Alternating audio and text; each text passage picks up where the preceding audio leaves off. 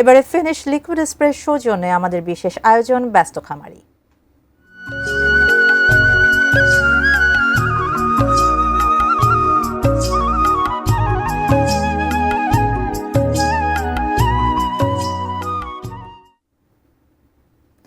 ঈদুল আজহাকে সামনে রেখে লক্ষাধিক পশু প্রস্তুত ঠাকুরগাঁও জেলায়। স্থানীয় চাহিদা মিটিয়ে যা সরবরাহ করা যাবে দেশের নানা প্রান্তে।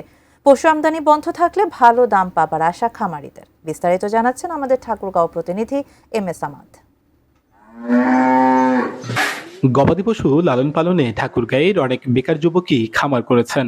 কোরবানির ঈদের চাহিদা মেটাতে প্রান্তিক ও বড় খামারিরা প্রস্তুত করেছেন দেশি শাহিওয়াল, ফ্রিজিয়ান ক্রস জাতের গরু। তারা জানিয়েছেন ক্ষতিকর ইনজেকশন ও ট্যাবলেট ব্যবহার করা হয়নি।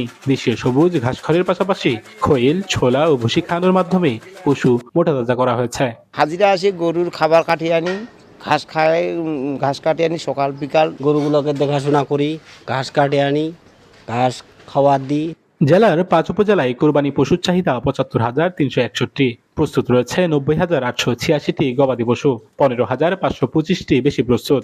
গোখাদ্যের দাম বাড়তি থাকলেও ভারত থেকে পশু না আসলে লাভের আশা খামারিদের। ঈদে লাভ হবে, বাইরে থেকে গরু আসবে না, আল্লাহ রহমত যে এবারে কিছু লাভ হবেই গরু। গতবারের চেয়ে এবার খাবারের দাম অনেক বেশি। তার মধ্যে যদি ভালো দামে বিক্রি করতে পারি তাহলে আশাপ্রাপ্ত আমরা লাভবান হব আর কি। প্রাণী সম্পদ কর্মকর্তা বলছেন নিরাপদ পশুপালনে পরামর্শ দিয়েছেন তারা। তাদেরকে বিভিন্ন ধরনের সাপোর্ট পরামর্শ তাদের আমরা দিয়ে যাচ্ছি এবং আমরা তাদেরকে যেন তারা হরমোন কিংবা বিভিন্ন স্টেরয়েড যাতে তার অপব্যবহার না হয় কিংবা অ্যান্টিবায়োটিক্সের যাতে অপব্যবহার না হয় সেই বিষয়গুলো আমরা তাদেরকে অবহিত করছি। খামার দেখাশোনা, পশুর পরিচর্যা ও গোখাদ্য চাষাবাদে কর্মসংস্থান হয়েছে অনেকের।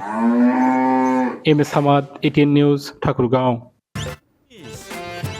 আসলে একটা জিনিস সস্তায় বস্তাপতা জিনিস স্পার্টা চিনে ফিনিশ।